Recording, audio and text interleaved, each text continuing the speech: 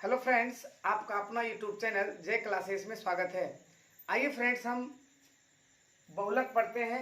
मैं आपको माध्य पढ़ा दिया हूं और माध्य निकालने आपने तीनों विधि से सीख लिया। आइए हम आज पढ़ते हैं बहुलक। बहुलक को इंग्लिश में मॉड कहते हैं। बहुलक आप क्लास 9th में पढ़े होंगे। जैसे मान लीजिए कोई आंकड़ा दिया है 2 4 6 2 3 2 2, तो इस आंकड़ों में ये आंकड़ा है, इसमें सबसे अधिक बार कौन आया है? इसमें सबसे अधिक बार आपका 2 आया है, तो इस आंकड़े का बहुलक आपका 2 होगा। तो आइए समझ गए। तो इसमें बहुलक कितना? 2। लेकिन अब क्लास 10 की बात है, तो क्लास 10 में ऐसे नहीं बनाएंगे। क्लास 10 में कैसे बनाएंगे आइए समझते हैं।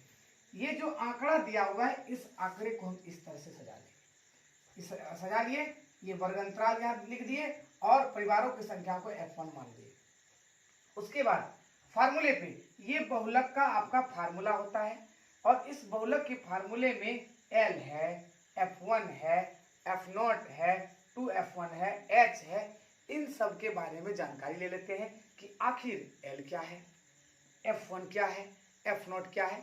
लेकिन इन सब में सबसे पहले हम जानेंगे F1 क्या है। बहुलक वर्ग की बारंबारता।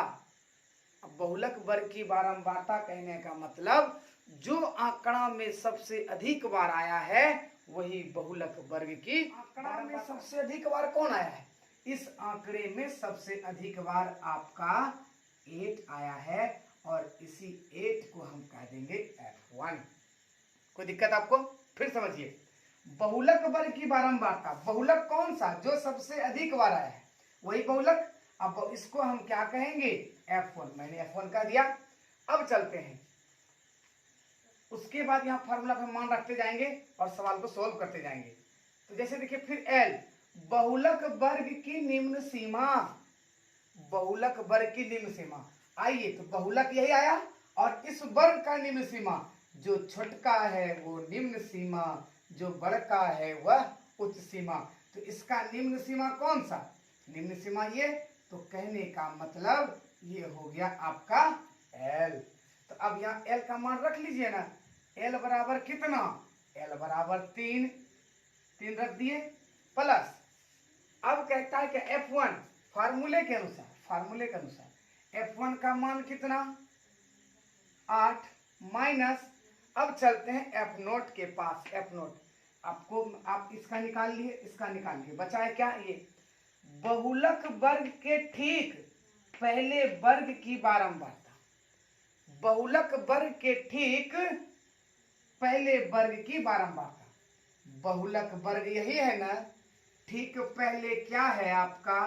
ठीक पहले तुरंत ये है, ना कि इसके बाद कुछ और नहीं। ठीक पहले यानी इसके तुरंत बाद क्या है आपका? 7 है, यानी F0 का मान आपका क्या हो गया? 7 हो गया। तो आप यहाँ पे रख दीजिए F0 7 बट्टर 2 तो आपका फार्मूला में है, गुना F1 अभी आप निकाले हैं 8 का, तो 8 कर दीजिए। F0 भी आप निकाले हैं, F0 कितना आया? 7 आया। माइनस है तो माइनस F2, आपने इसका भी काम कर लिया। F2 बहुलक वर्ग के ठीक पहले बाद आने वाली बारंबारता। बहुलक वर्ग के ठीक बाद आने वाली बारंबारता। तो आप देख लीजिए, बहुलक के ठीक बाद एकदम जस्ट नीचे क्या आया है?